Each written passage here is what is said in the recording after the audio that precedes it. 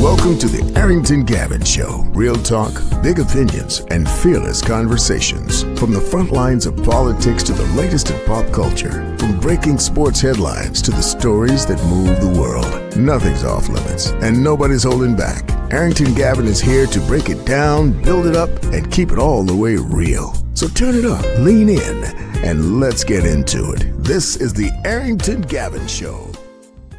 Hey, what's happening, y'all? Welcome to the Arrington Gavin Show, your go-to spot for sharp insights, bold opinions, and unfiltered takes on the biggest stories of the day. Whether it's politics, sports, pop culture, or the latest buzz, look, we're diving deep and keeping it real. So please do me a favor, kick back, stay informed, and get ready to join the conversation.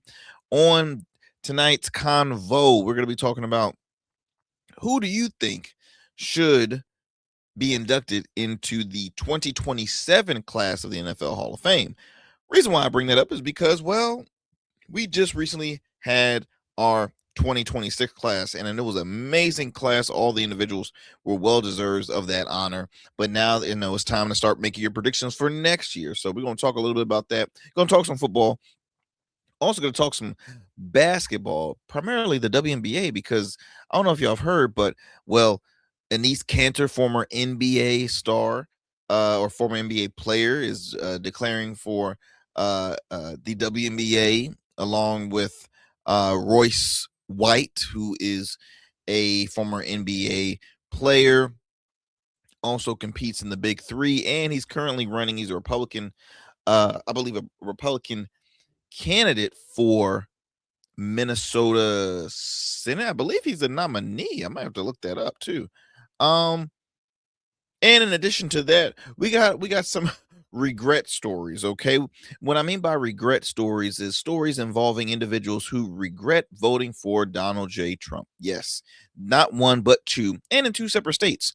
And involving in two separate situations. One is a business owner, right, who is losing business because of his workers, I believe, getting deported, and then you have an old Texas businessman's fiance also being deported. So we got a lot to discuss, y'all. We got a lot to discuss. Oh, and then also too, to make you laugh, would y'all ever have a pet goat, or have y'all ever just seen anybody like, not take their dog on a walk? I've seen people walk their cats, but have you seen folks just go out on a walk in the city with their goat? Well, there's a story happening, or that did happen, in Washington, D.C., where a man was arrested for, well, walking his goat. We're going to talk about that too on the show today. But before we move forward, thank you as always for taking your time and tuning in to yet another great episode here on the Arrington Gavin Show. This is episode 649. Okay, 649. And we're going to continue to bring to you great convo with just, well, from an opinion perspective. But look, we drop new episodes weeknights at 7 p.m. Eastern Standard Time on YouTube and wherever you get your podcasts. We're available on all podcast platforms. You can also check out past episodes of the program on Goatverse TV. Okay, Goatverse TV. It's available on the App Store, Google Play Store, Roku, and Amazon Fire TV. Also, follow us on our social media platforms. Follow Instagram at the Arrington Gavin Show. Follow us on X at AG Show Live. You can also follow us on Blue Sky under the same handle, AG Show Live. You can also follow us on Substack. We're available on Substack as well. And then lastly, check out our awesome website. If you have any questions you would love to ask me, shoot me an email. All you have to do is visit our website, www.theagshow.com. Again, that is www.theagshow.com. All righty, what else do we got going on here? If you have not done so yet, follow our YouTube channel, subscribe to our YouTube channel. Don't just follow it, but also subscribe to the YouTube channel. We have a goal to hit 5,000 subscribers by the end of the year. Okay. And we just hope to continue to improve our channel with more great content and just great conversations, as well as opportunity to speak with folks doing great stuff in their community, from health work to community work to entertainment, politics. We speak with everybody from all walks of life, regardless of political affiliation, because you know how I roll. I rolled in the middle, but I'm also on the side of right, not wrong, in my opinion, because everybody has a different opinion on what's right and what's wrong. But in my opinion, like, I prefer, I feel like what is done right, was done with humble and humility, and caring more about humanity than yourself. I think that's important, y'all. So we got to continue to bring great convo here on the Arrington Gavin Show. Whew, let me tell y'all, your boy is drained. So I'm currently recording this on a Sunday. My wife and we've had a busy weekend, but a great entertaining weekend too. Yesterday we saw Spider-Man, the recent Spider-Man. Was it called Is it called Brand New Day? Yeah, Brand New Day. We just saw that, and it was actually pretty good. I mean, I will admit there were a few moments in the movie where I was dozing off and I was sleeping. It's not the fact that I thought the movie was interesting. It's just the fact that I was tired. Okay. It's something when I get in that movie theater and I hit that recliner and I'm just like, and I just get so tired, man. So I dove off a few times. So, there was moments where I wasn't talking to my wife during the movie. I'm not that person that will talk and ask questions during the movie, but I asked afterwards. Right. Um, One thing that I love about my wife is she is a big Marvel fan. Now, I am not. I enjoy good movies, right? I'm not gonna say, well, I'm Team DC, I'm Team Marvel. I just like a good movie. But on my wife's side of the family, it's important. You need to provide details and facts. Okay, what side are you on? You DC? Or you Marvel? So my wife had told me early on before we saw this movie that, hey, look, Avengers Doomsday is coming out, and she's like, here's the chart of movies or TV shows you have to watch. You have to watch all of these. You have to watch all of these movies and TV shows in order to catch up. And it's interesting because let me see here. I'm going to see if I can find the. Let's see, Marvel.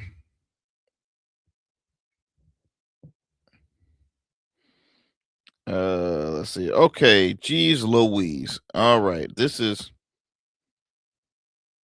can't be real. This is too much. This is just entirely too much.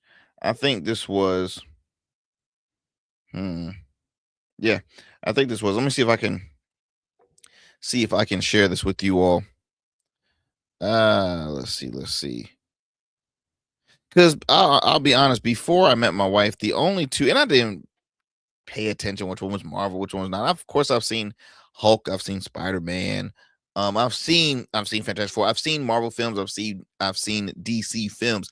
I've never really paid attention at which one is which. I just pay attention at, hey, look, I want to see this. Hey, it's a Batman movie out. I want to go see it. So at the time, I've seen the first Spider-Man, with Tobey Maguire, who I think was like the best Spider-Man out of the group that we've seen. And then I've seen like Black Panther. But baby, my wife was telling me, no, you got to catch up with this, that, and this. I'm like, oh my goodness, I don't know if I can do it. I don't know if I could do it. So here's a list I just pulled up from IG. Let me see if you all can check this out. All right. So in order to catch up before Avengers Doomsday, now the hard part is they have the little arrow showing, okay, which one you need to catch up, which one you need to catch up. Now you can try and follow it yourselves, but y'all, it says you would need over 300 hours. 300 hours in order to catch up before Avengers Doomsday. You know what I said to that? Hell to the no. Because that is too much TV. You hear me? Too much TV. I'm looking at shows I ain't even heard of. All right. Hawkeye. I ain't never Echo, Agatha, all along. I never heard of this stuff. I never heard of these shows. There's so many. There's so many. Okay. There is too many. And some of these are it's a range of movies and series, TV series, television series. This is a lot. Damn, this is a lot. And so one thing that I can't stand, y'all, is I don't know if y'all caught on it, but nowadays movies are long. They're not like I like a good movie that's maybe like a hour and a half max. Okay, hour and a half max. Movies now are 3 hours at the minimum. Maybe it's just me, but it's 3 hours at the minimum. So, like, okay, Spider-Man Doomsday was 2 hours and 25 minutes. That's 2.5 hours. 2 hours and 25 minutes exact. Now, it was funny because we caught an early movie, and my wife, and she went, it was so funny because her face, she was so cute. She looked at me and she's like, you want to go see Doomsday now? And just paused with the smile, like, that's good. I'm like, woman, if we go see Odyssey is going to be watching me. Odyssey is 3 hours. Matter of fact, let me look at the exact time since I've already showed y'all the exact, let's see, the Odyssey, I think that's what it's called. Odyssey is 2 hours and 52 minutes. 3 hours. 3 hours long. I cannot do it. I remember one time, y'all, we saw that movie Oppenheimer. Oppenheimer was long. And I'm just like, just make it into it like a limited series. Don't why do you make these movies so long, y'all? But put all on that aside, Spider-Man was a great movie. It was good. It was good. Tom Holland played a great, role. And it's interesting because these recent movies that were just put out, Tom Holland, Zendaya, who, are husband and wife in real life, they're also in the Odyssey. And then the guy that played the Punisher, John something, he is also in the Odyssey film too. So they getting a check. They are getting a check. But if I have to give it a grade, Spider-Man, the new one, I would give it B-. I get a B-. It was good. I need to be really, really, really wide. It had you a lot of thinking. Now, again, being a person that's not so involved in the, what do you call it? The Marvel universe and stuff like that. Maybe I would give it a higher, but it's just like, it was a lot. It had me thinking throughout the whole thing. I wasn't too crazy about like, and if y'all have seen it already, then well, I'll tell you anyway. Bump that. I'm not gonna hold it all for you guys. Because I don't want to folks say I don't want to ruin the movie. I'll ruin it for you. I don't care. So the villain at first was, somebody that was, definitely the bad individual, but then towards the end turns around and she was the victim. And it's like, I mean, the storyline was great, and now it gets you thinking of, okay, who is this individual? So predictions, what do y'all think this the person who like could read minds, and I don't know what you call it, but she was initially the villain in the majority of the movie. But who is she? Is she a part of another slew of Marvel movies?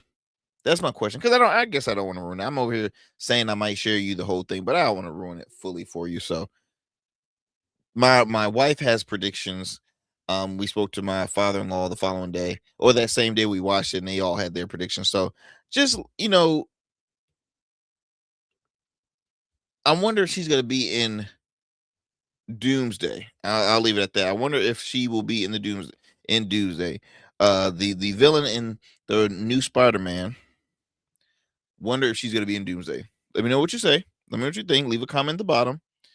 And yeah, I truly appreciate that. Also, let's see. I think that's it. We went to the movies. We had a good weekend. Okay, I think that's about it. So look, let's go ahead and take a commercial break. You're listening to the Arrington Gavin Show. Do not go anywhere, and don't change that dial. Look, I'm so tired, I can't even say the word. Do not change that dial. We'll be right back after these commercial breaks. Just like a winning team evolves throughout the season, so does your beard. I'm Arrington Gavin, proud CEO of Rugged Evolution Beard Care. With our premium oils, balms, and grooming tools, it's everything you need to level up your beard game. Whether you're a seasoned pro or a rookie, Rugged Evolution is the new smooth. Order now and dominate the beard game like never before. Rugged Evolution Beard Care, because every beard deserves to be. Every man has a story to tell. Your ambitions, your achievements, your legacy. Your suit should reflect that story, crafted precisely, designed for impact, and tailored exclusively for you. We work with only the finest fabrics, luxurious wools, silk, linen, and blends from world-renowned mills in Italy, the UK, and India. These fabrics are the foundation of custom suits that exude elegance and stand the test of time. But a suit isn't just about fabric, it's about fit, and it's about confidence, and it all starts with you. When you work with me, you'll receive a personalized consultation, whether in person or over Zoom.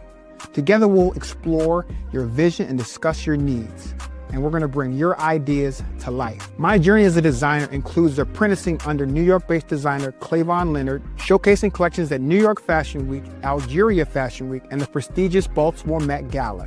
That experience is what we bring to every suit we create, from weddings to corporate events and everything in between. We specialize in crafting one-of-a-kind suits for life's most significant moments. Dapper Luke has been recognized as one of Baltimore's best menswear in 2023, and I was honored to be one of the 10 designers selected for the prestigious Baltimore Met Gala. With over 900 satisfied clients, we proudly serve Virginia Beach and Baltimore, bringing world-class designs to these incredible communities. We don't just make suits, we craft confidence. Your suit will fit your body, your style, and it will tell your story. Book your free online personal consultation today. Visit www.dapperluke.com. What's up, y'all? Welcome now. And we still in traffic. Don't look familiar, do I? Not in this seat. Hey, what's that you listening to? Here to host today. Hey, turn it up. With me? Yeah, this that new Gold Verse app. I got you. So y'all want to know where the goats are? They're off on the sidelines. Looking for fresh, relevant content wherever you go? What was the name of that he said? Introducing GoatVerse TV. GoatVerse, that's what it's called. The free streaming app that brings you the best podcasts, current events, and thought-provoking opinions all in one place. Download it now from the Apple Store or Play Store. In Goats, we trust. All right, family, welcome back to the show. Welcome back. Let's get it going with our first on tap for you all. So I want to talk about the NFL. So I'm a big football fan. Love the NFL. NFL just recently had their Hall of Fame. They inducted their 2026 class into their NFL Hall of Fame. It was held in Canton, Ohio. Fun fact, I had the opportunity to attend Canton, Ohio, the NFL Hall of Fame back when. So my dad, he is good friends with Bruce Smith. Bruce Smith, former NFL star, all-time sack leader in the NFL. He played 19 seasons, 200 career sacks, okay, which is the all-time record. It has not been broken since. Out of all of the folks, it has not been broken. He was a member of the Buffalo Bills team that went to 4 Super Bowls, so lost 4 Super Bowls, but hey, it was still iconic. Anyway, I was really young when we went there, but it was an experience, and it's nothing like it. It's nothing like attending. I mean, it was a weeks of events, by the way. It wasn't just like one and done. No, we went to everything, and it was awesome. You interact with past and present players, past Hall of Famers, right? Got to see John Madden in person, Anthony Munoz, Marcus Allen, Emmitt Smith. I mean, the list goes on and on now. During Bruce's class, I know it was him, Rod Woodson, oh man, Derek Thomas, the owner of, he's deceased now, I think it was Ralph Wilson, the owner of the Buffalo Bills. Oh my goodness gracious. I'm blanking on some other Bob Hayes, I know that was one, and then not John Randall. Oh, it was a offensive tackle that played for Minnesota, but it was an experience, man. It was an experience. And anyway, I say all that to say, now that this class has been inducted, by the way, just to repeat the 2026 class of the NFL Hall of Fame, Drew Brees, right, Super Bowl winning quarterback from the New Orleans Saints. He was drafted first with the San Diego Chargers, then got traded and played most of his career in New Orleans, won them a Super Bowl. Now I think he's doing commentating. He also had wide receiver Larry Fitzgerald, long time wideout for the Arizona Cardinals, one of my favorites. He's in my top 5, easy. I had the opportunity to meet him at a football camp I was at William & Mary. He's very humble dude. Linebacker Luke Kuechly played 8 seasons with the Carolina Panthers. He got inducted, one of the youngest, I believe, to get inducted. Adam Vinatieri, kicker, NFL kicker, 4-time Super Bowl champ. He won 3 with New England, 1 with Indy. And then the senior inductee was running back Roger Craig. Roger Craig played for the 49ers. I believe he was a part of those Super Bowls that they won as well. A pioneer dual threat running back. Was he? I'm trying to see. Did Roger Craig? I think Roger Craig has 3 rings. Let me check. Yep, 3 Super Bowl rings. So he played with Montana. I think he had some years with Steve Young as well. Jerry Rice. I mean, iconic figure. But it was great.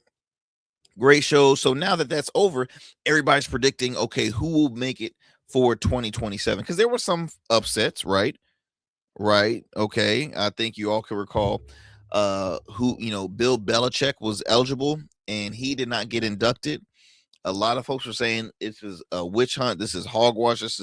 This man was is one of the greatest by far. He's the winningest, but he's one of the greatest head coaches in the league. Some can argue the greatest, but he wasn't inducted. He did not get inducted first ballot, which was a shame because he really was first ballot worthy. But there were some good points that were mentioned there. So you all can recall Deflategate was one, and the the cheating scandal. I think they had a camera that was looking at their plays of an opposing team. That was all under his watch, and I think he is the only NFL coach that paid the most in fines. He paid the most in fines. I'll have to look back on it, but I feel like I've shared it before here on the show. I think he spent or had to pay over a little over $500,000 in fines. So they kind of had an argument there to say, well, that's why he wasn't first ballot. Yes, he won a number of NFL Super Bowls. He sure did. He's won a number. He's coached in a ton. He's won a ton, but he's also cheated a ton. All right. So even if it wasn't physically him, guess what? It was still under his watch. So that stuff, people remember that. So set aside from saying, oh, he's being blackballed. Yeah. No, he did the crime, and this is the effects. Now, will that mean he will get inducted this upcoming season? Could be. Let me read you some names here. So first up, for those who are at least eligible, so you see you got Cam Newton, right? Cam Newton played 11 years in the NFL. Heisman Trophy winner, went to 1 Super Bowl. Let me see here. They're not.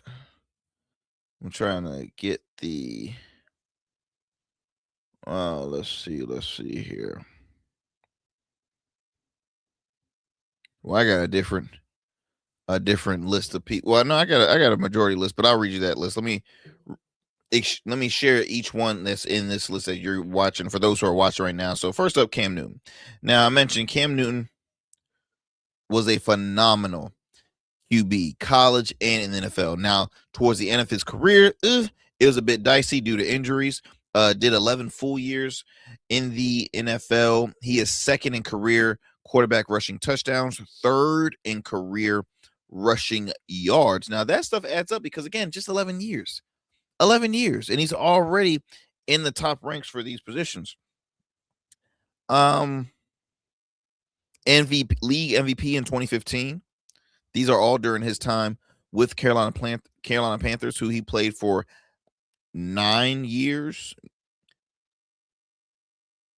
Offensive Player of the Year, Offensive Rookie of the Year, 3-time Pro Bowl.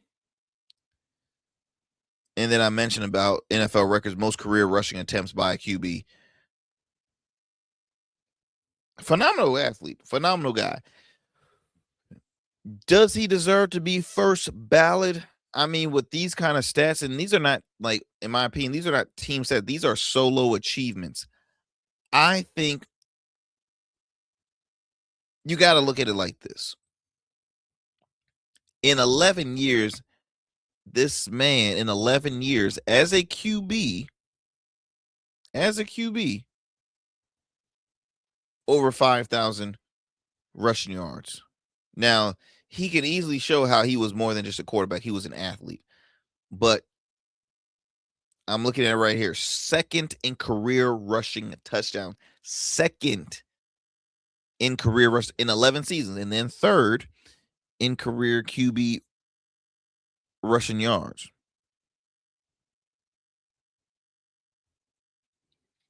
Now, are those achievements worthy of first ballot?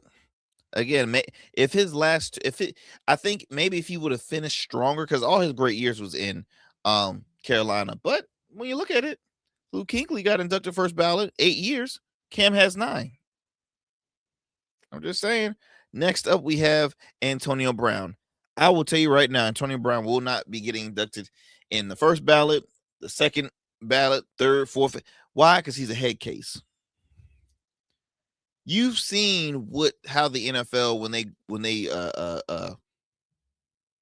vote on who will get inducted. Terrell Owens was not first ballot because during that period they thought Terrell was more of a head case. Terrell was nothing compared to Antonio Brown, in my opinion. In my opinion, Terrell Owens was nowhere near Antonio Brown. You had some bad apples in the league.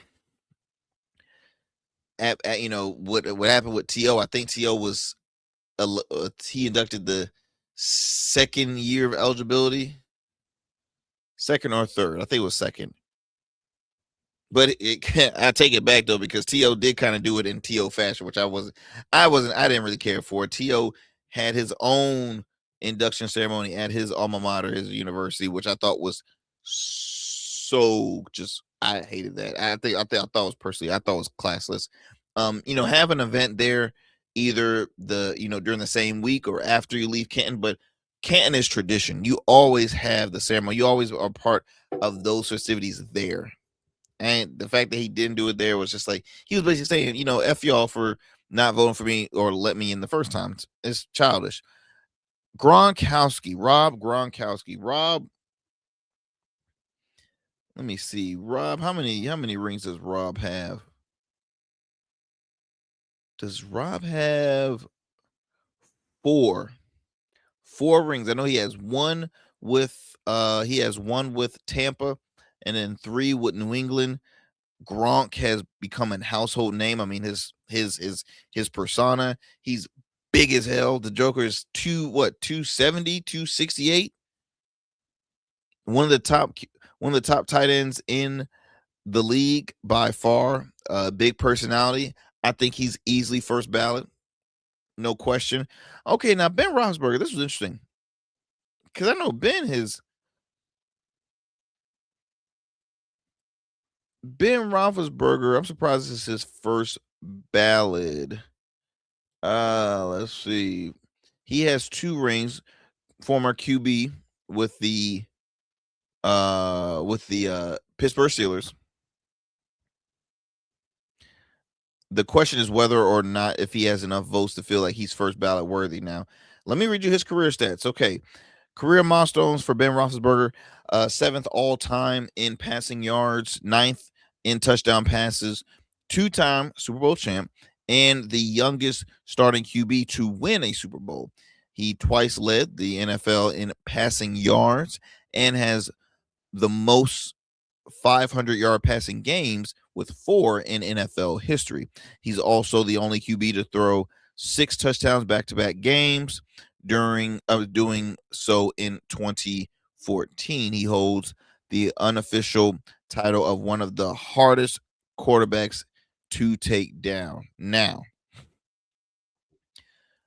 I look at him and then I look at Eli. Eli was snubbed. Eli Manning. Eli also has 2 rings. Who would y'all prefer? Would y'all prefer Eli first or Ben Roethlisberger first? Now, personally, I would say Ben Roethlisberger because I think Ben Roethlisberger had a better career ending than Eli. I mean, and on top of that, you gotta look at the history of just the man's a Steeler. The man's a Pittsburgh Steeler. Look how many Pittsburgh Steelers are in the Hall of Fame. But Eli does deserve. Eli really should have been first ballot. After looking at this class, I really thought it was a great class. Don't get me wrong, but Eli, give Eli his props. He's the only person to beat the New England Patriots back to back. I mean, twice. Excuse me.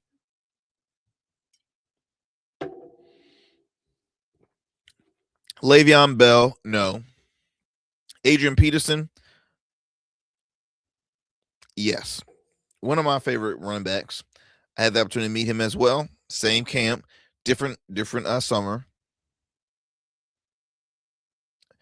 Adrian Peterson, regarded as one of the best ever in that position, 5th leading rusher in NFL history. Peterson is the last non-quarterback to win the league MVP. In the season of 2012, that season 2012, he ran for over 2,000 yards, second highest single season total in NFL history, in league history. Yeah. He won a 3rd rushing title at the age of 30 and was still putting up 1,000 yard seasons at 33. At the age of 33, that is a grown ass man right there. The only thing that could hurt Peterson's chances next year is some of the recent legal issues, including an arrest in October of 2025. Peters also ended his career with 2 forgettable seasons, but that alone would likely not be enough to prevent him from being voted next year. See, one thing I hate about this article here, and this, I don't know, I'm not going to just take jabs at them, but well, no, I will, because see, they're acknowledging Adrian Peterson's, issues off the field, but let's remember, Ben Roethlisberger also got in trouble with the law. Hello, y'all remember that? Do I need to remind you all? No worries, I'm looking it up right now. So,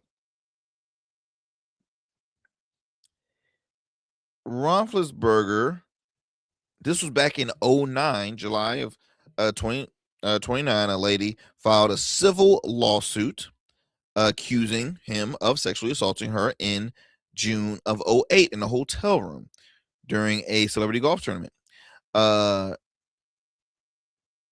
He was one of the 9 defendants named in the case. Lawsuit sought damages from Roethlisberger and additional damages. The case was settled. All right, now, y'all remember what I said, how I feel about these settlements. The case was settled, all right, in 2011.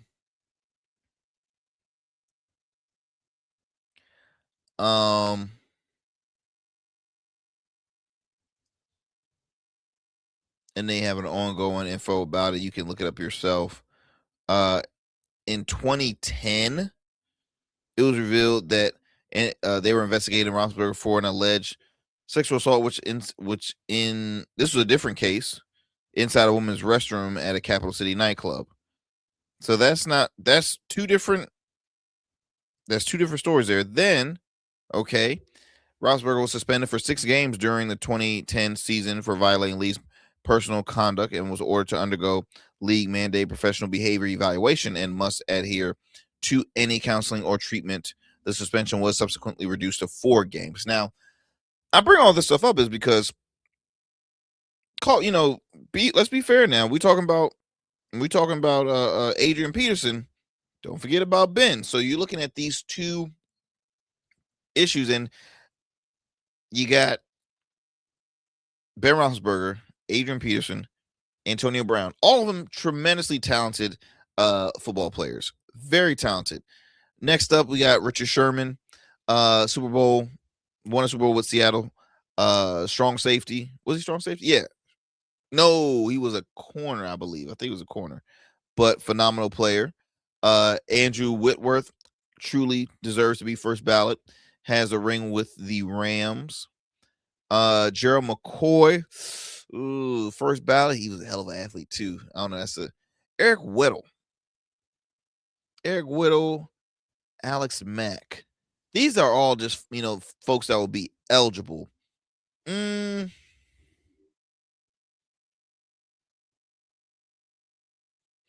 I think Eric Weddle and Richard Sherman, even Alex Mack, those guys are not going to be first ballot as much as I think they deserve first ballot, but that's going to be hard to, to show. Now, here are some long shots that are eligible. Joe Hayden, cornerback, Ryan Kerrigan. I think Ryan Kerrigan was was Kerrigan a defensive end or was he a linebacker? Was Kerrigan a linebacker or defensive end? I'm going to say DN. Malcolm Jenkins, okay, another DB. Brandon Brooks, Dante Hightower, and then Le'Veon Bell. So, yeah, these are your long shot candidates. So, the class prediction, this is the class prediction as I'm reading this from CBS Sports right now. Their predictions is going to be AP Rob Gronkowski, Frank Gore, Terrell Suggs. Now, Frank Gore played 15, 16 years as a running back. Didn't win a ring, but did play, I believe, did compete in the Super Bowl. Terrell Suggs does have 1, I believe. Roethlisberger have 2, and then Bill Belichick. I think that'll be a great class. I think it'll be fair. But what do you guys think? How do you think it's going to turn out? You think these guys are going to make it to the for the 2027 class? I think it'll be interesting, my friends. I think it'll be interesting. Let me move it on. Next up, we're going to stay in some sports. Enes Kanter, all right? Enes Kanter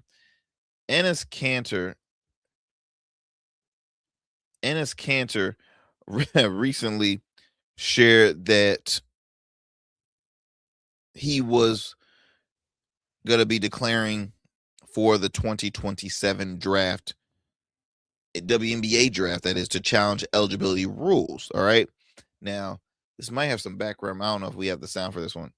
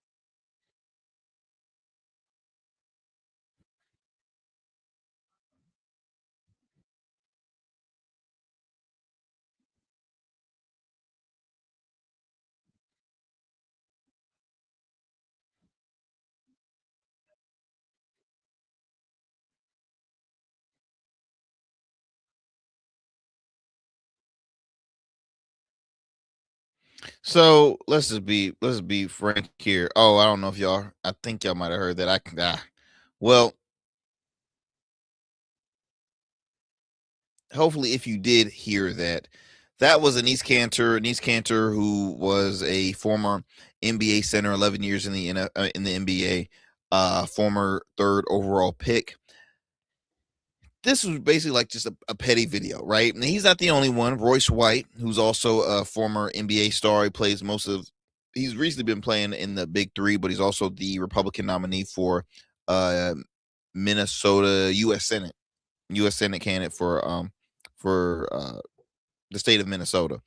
So Anise Cantor, he changed his name to Anise Cantor Freedom, says he's declaring himself eligible for the 2027 WNBA draft, framing the move as a challenge to the league's rules of governing who can play. Now, he made the announcement on social media saying he and his team, which is just him, him and his team had reviewed the WNBA's eligibility framework and believe its standards should be applied consistently. The league's newly negotiated collective bargaining agreement says only women may play in the WNBA, but does not contain the self-identification standard freedom cited. And the commissioner, Kathy Engelbert, has since said the league officials will continue discussing transgender player eligibility. Look, y'all, this is going to continue to be an ongoing back and forth debate. I personally believe that biological born females should be in a league of their own, which is the WNBA. If you're not biologically born a female, then you should not compete in the WNBA. Now, does that mean they can't compete in a league of some sort? Maybe you have a league because there's a large number, most of us don't want to share, but there's a large number of athletes that happen to be transgender. That's an argument, and that's no disrespect. That's just my personal opinion, because I just can't, not saying can't, but we've always had these leagues for the longest. NBA, which is a male league.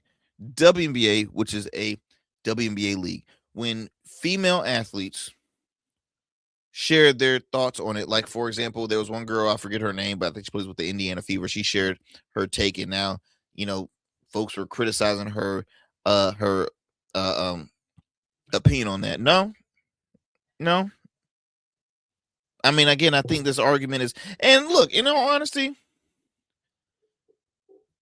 we've seen the unfairness when it was in the NCAA with the swimmer who was a transgender athlete that was born a male, competed in a female swimming competition in college and dominated. A swimmer who was nowhere near ranked when they were competing as a male, and then when they started competing as a female, started dominating. And that's when you saw the rise of Riley Gaines. Riley Gaines is a conservative political talk show host. All right. So former athlete, former swimmer, collegiate swimmer. I agree with her on the support of women's sports. That I agree with her. We see eye to eye on that. And see, that is an issue that will continue to hurt Democrats, because look, do we not remember the whole slogan? Kamala Harris is for they, and they, them. Donald Trump is for you. I'm just saying, if you disagree with me, hey, you go ahead and disagree with me, but I'm sharing you my take on that. Let me continue read this to you. So Anise Cantor centered his argument on what he described as the league's approach to self-identification and inclusion.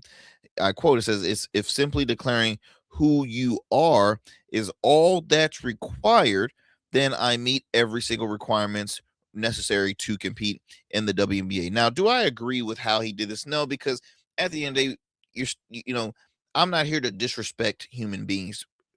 Whether, members of the LGBTQ are still human beings who I consider friends. I've worked with them locally with at LGBTQ events, right? They're still human beings. When they cut themselves, guess what? We all bleed the same color. It is not right to make a joke out of it. Now, either he's making this personal attack on them or a personal attack on the league or management, but it's just, I mean, it's tacky because Enes Kanter has always been, now he's considered a human activist. Now, who else is participating in this? Royce White, who is a right wing dude, had a unsuccessful NBA career, okay, and then he became a right wing conservative podcaster, and that's what he's doing. That's what he's doing now.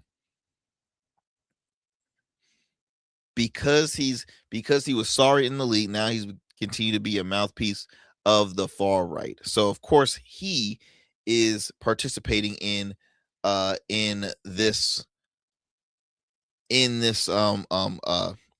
petty campaign of disrespecting individual. Now he's declaring, it says here, he's declaring, claiming he's now identifies as transgender. Okay. I mean, hold on, let me find a clip where that he shared, because after Enes Kanter shared his, he's like, oh, let me go and share mine. Let me go join the petty train. Because that's all it is. It's petty. It really is, in my opinion. Be declaring for the WNBA draft in 2027 as well. I mean, I think I'd be unstoppable. But I'm a team first guy. I'm a pass first kind of player. I do the little things. I led my team in all 5 major stat categories at Iowa State University. So I do a little bit of everything. I'll do whatever the coach needs me to do. I'll do whatever the girls need me to do. Mm-hmm. I think the WNBA could come out and make a definitive statement about guys with a pair of balls playing in the women's association. But hey, that'd be probably too much like right. So. And I don't want to be discriminated against. No, I want fair treatment. I'm a black, I'm a young black, hopefully United States senator that would like a fair chance to participate as a sometimes identifying as a transgender woman athlete. So I'll be declaring for the. And see, all of this to me is the problem when it comes to just our political landscape now. Why? Because I'm going to show you something else. Now, again, this man is the Republican nominee for U.S. Senate in the state of Minnesota. Okay? In the state of Minnesota. Do you see what he's doing here? All this is clout chasing. And it's extremely sad because, see, as an elected official, you need to represent all people, right? Yes, everybody's not going to agree with you. Folks are going to disagree with you, but you don't have to make fun of people. Now, y'all might not agree with my stance on it. I believe that biological born males and biological born females deserves to have their own leagues, what we're having now. That is my stance. You don't have to like it, but you have to respect my decision. Now, that doesn't mean I agree with the pettiness of what this individual, this clown right here, is doing, where publicly announcing, well, I'm gonna declare my eligibility to compete in the WNBA, and I think I'm fine, I'm good, and hopefully if I'm the U.S. Senator as well. This, I mean, him and Enes Kanter, man, and I mean, look, Enes played for my Knicks, man, phenomenal player. I've thought at one point Enes was taking a stance to an extent of certain issues, right? But this right here, to me, I just feel as though this is very disrespectful, and I think this man's taking his campaign as a true joke. But hey, you got those right wingers, you got those Republican, you have some of those Republican voters. They love seeing this. They love to be entertained.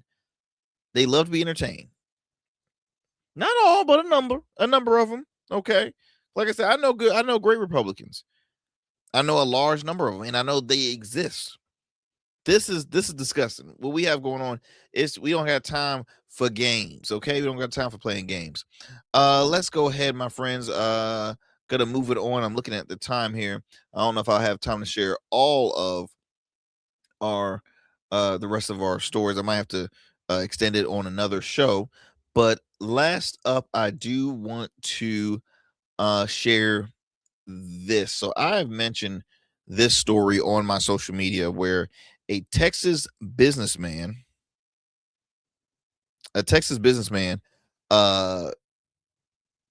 pleads for his wife to be released after ICE arrest, saying they're destroying families. Okay, here's the thing here, y'all. This man, a Trump voter, voted multiple times for this man, voted multiple times. Let me go ahead and play this clip here. He had a recent sit down with CBS News. And look, he's not the only one, but there's a number of individuals that come into these issues and now all of a sudden they got to change their heart. Listen to this. How do I feel? I feel totally betrayed. I mean, you never think, or I never thought a guy like me would ever be involved in anything like this. 8 officers, ICE agents, swarmed Jasmine, detained her, didn't tell us why, and rustled her off into a car. No explanation was given. I was just in total disbelief. Nothing like this has ever happened to me. You know, I have several businesses. I'm law-abiding, and I pay a lot of tax. What would you say to somebody watching at home who may think, well, John, he's criticizing the president or the administration on this issue of immigration because of political reasons? Oh, I'm definitely not. I voted for Trump. They are picking up law-abiding citizens. They're destroying families, jobs. You underscored, John, that you voted for the president in the most recent election, I assume. Yeah, I wouldn't do that again. Not after this fiasco. This is like the Gestapo. I would never have thought the United States would act this way. Go after the criminals. We're all for that. But leave the mom and pops and the kids alone. Love, Jasmine. That's it. How do I feel? I feel totally betrayed. Let me. I'm sorry. I don't feel sorry for the man's crocodile tears. I mean, God, look, Lord, pray for my heart, because this is this man's wife. All right. This 75-year-old lifelong Republican Texans who has voted for Trump in the most recent. So, I mean, he voted for him 3 times. 3 times he's voted for Trump. See, and I was just talking to somebody earlier today about this. What kills me is that folks are starting to wake up. When I say folks that supported Trump are starting to wake up saying, oh my gosh, what have I done? What has happened? See, it's different when it happens to you personally. Oh, and then all of a sudden you like, no. Here's the thing, y'all. See, here in our world, we lack so much humility, and we always think about ourselves. But here's the thing, y'all. We have to look at the big picture. We have to always say, okay, look, what is going to be great for the overall? What's going to be great for the bigger picture, right? Because you can't always just, yes, you can base certain issues on yourself when you go to vote. That's fine. I understand. I've done that many times. But at the end of the day, I also say, well, look, do I want to elect somebody that's going to cut someone's health care off? Do I want to support somebody that's going to continue to embrace discrimination against a person by the way they look, by the way they speak? Okay. Am I going to support somebody that's not going to ever want to respect women? Do I sometimes you just got to say it's not always about me. It's a matter of right and wrong. And now this old man, what's his name? Gannon. Okay. He's 75. His wife is 45. This man always said, I never would have thought this was going to happen to me. I own a bunch of businesses. I pay my taxes. I'm a law-abiding citizen. This shouldn't have to happen to me. But it did, Gannon. Like, it's just it's so comical. And then the poor man, he missed his wife. That milk jug was crying, crocodile tears. He was crying. And I ain't trying to joke on the man, but goodness gracious, sir, if you are that smart and successful to make great business decisions in order to build a great life for yourself and your wife, you're telling me you didn't see any of this coming. He's saying get the criminals, but not the... Yes, we've all been saying that. Get the criminals. We can all agree on that. But see, this administration said, they're all criminals. Ain't that what he said? He's saying they all criminals. They're rapists. They're drugs. They're eating the dogs. They're stealing the dogs and the cats. They're eating them. All right, they're all bad in my eyes. They're all bad. They're awful. All right, they're bad. Not good. So y'all heard a little bit of this on the interview on CBS. So let me see here.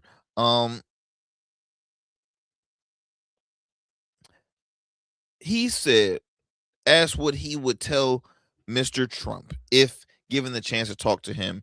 He said he would ask him, what are you doing? Go after the criminals. We're all for that. But leave the mom and pops and the kids alone. Man, he's destroying families. But here's the thing. The gentleman also said, well, I will never do that again. Well, damn it, you can't. Because guess what? Trump's all out. He can't. After this term, you can't vote for him again because he's termed out. This is his second term, buddy. So yeah, it's easy to say, well, I'm never going to do that again. Too flipping late. If you voted for him 3 times, and look, I'm not just going after him. There are a number of people that are having their regrets. Okay, there are a number of people that are having their regrets, sharing their regrets publicly. There are a number of so-called MAGA influencers that are now leaving MAGA. There's a number of MAGA staffers that is talking about how crazy it is to work with. Like, there are a number of people who are saying, what have I done? What have I done? And you know what?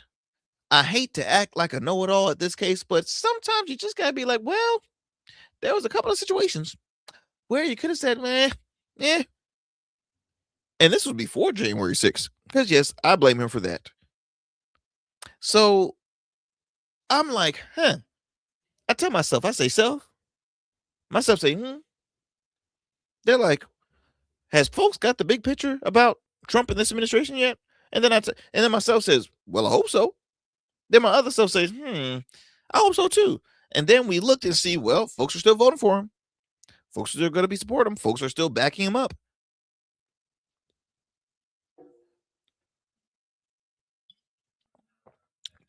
Y'all, I've said it time and time again.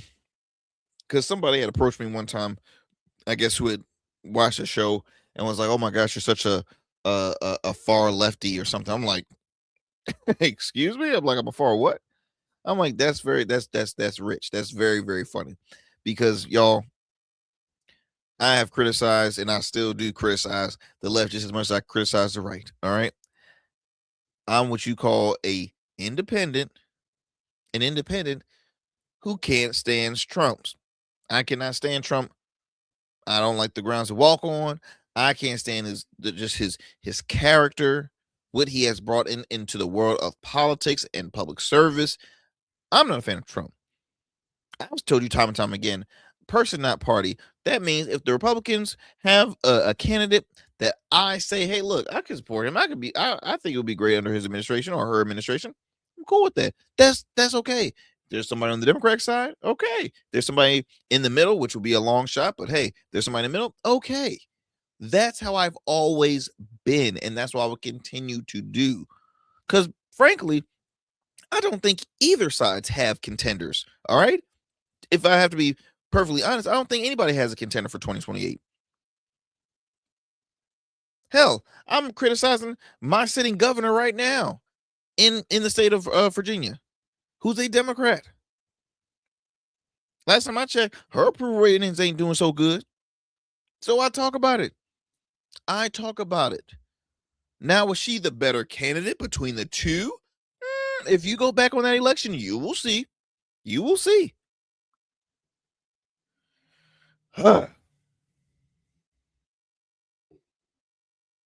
Y'all, I tell you. This man, by the way, who's boohooing because his wife was taken by ICE, was planning to travel from Houston to Las Vegas for a furniture industry convention because he owns more than 1,000 billboards in the U.S. as well as several establishments in Mexico, including a hotel and a restaurant.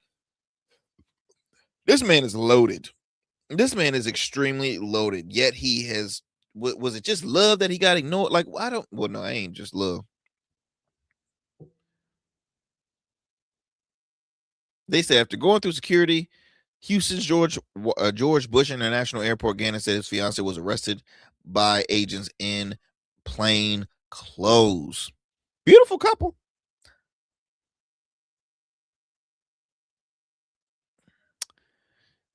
And it's embarrassing too. It is. But once again, y'all, I wish that y'all just don't wait until something happens to you. I just wish you can start listening and opening your mind and your eyes and your ears. Okay. Put party labels aside and literally just say, okay, is this right or is this wrong? That's all I ask. That's all I ask. Listen, do we need secured borders? Hell yes, we do. Now, has this administration do a solid job or has improved security borders? Yes, but the way they've been doing it, again, perfect example, this story right here. When you start just grabbing people at random, it's disgusting. It's disgusting. Worse than the stop and frisk, in my opinion. Remember the stop and frisk back in the day? I think it was like that was in New York. I think was that under Bloomberg? I can't remember who was that under, but it's just it's intense. That's all I can say. It's just intense. So I'm looking at my time here. Got a few other stories I'll share on another episode, but y'all, I'll just leave you with this story here. With this man having his regret, a Texas businessman. Look, red state now. Could he be somebody that can sway and say, well, look, I might need to vote for James Tallarico because he might can bring some common ground, some common sense to Washington. That's why James Tallarico is doing such a solid job. I'm telling you, y'all, Trump is screwing the Republican Party's chances of succeeding during this midterm cycle. He is hurting their chances to succeed this midterm cycle. If you say I'm right, then leave it in the comments. Say I'm wrong, say it in the comments. I could care less. But we saw how the Republicans that will disagree with the president, guess what? They get out primaried because it's like a mafia. It's like okay, when you don't please the boss, well, guess what? We got to vote you out. But you know what though? Democrats have to capitalize on it because they're also hurting their chances. They could possibly hurt their chances and not receive, like they have an alley hoop going in their hands right now, but we will see. We will see. Y'all, that is my time. A little over an hour, so I appreciate y'all sticking with us, but we got a lot more great shows coming, a lot more great conversations coming forth with you all. I'm hopefully have on progressive expert. I consider her my good friend Jen Johansson will be coming on soon to talk about the rise of some of these popular progressive candidates, but also we're going to have these conversations about moderates and progressives, because I have said it time and time again on the show, and I stand with it. Prove me wrong. Yes, progressives have great messaging, great groundwork, but can they win general elections? That's the big picture. Can they win general elections? And with this new guy out in Michigan who just won the primary, Abdul El Said, is he a strong enough candidate to beat Mike Rogers in the general? We're going to talk about it, my friends. Until next time. Stay safe out there, and I will talk to you soon for another great convo here on the Arrington Gavin Show. I'm out.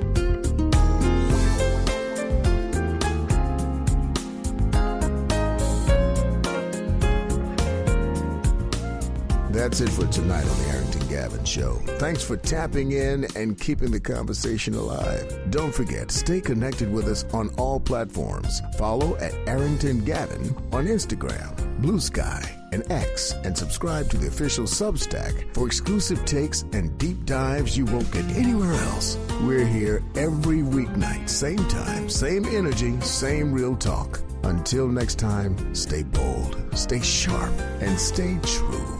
That's what we do on the Arrington Gavin Show. Peace.